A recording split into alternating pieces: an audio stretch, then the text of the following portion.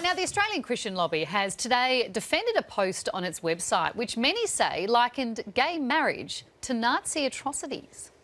The cowardice and weakness of Australia's gatekeepers is causing unthinkable things to happen, just as unthinkable things happened in Germany in the 1930s.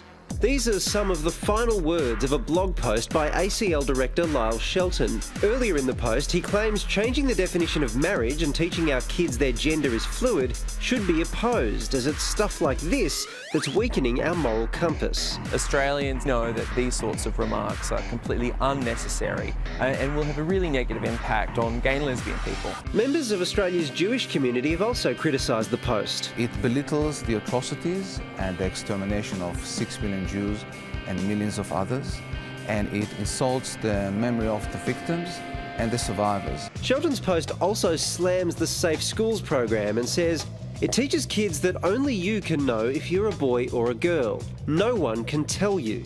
This is actually a direct quote from a children's book that's entirely unrelated to Safe Schools. When I wrote The Gender Fairy, I wrote it for my son who's transgender. People like Lyle Shelton have used it against Safe Schools, saying that it's a Safe Schools resource, which it's clearly not. When you hear our children being compared to Hitler, you have to think, how much lower can this go? I think our language has strong enough words to criticise a position or a policy such as marriage equality or the Safe Schools program without debasing the historical record and without smearing the LGBTI community, who, by the way, were the victims of Hitler's regime.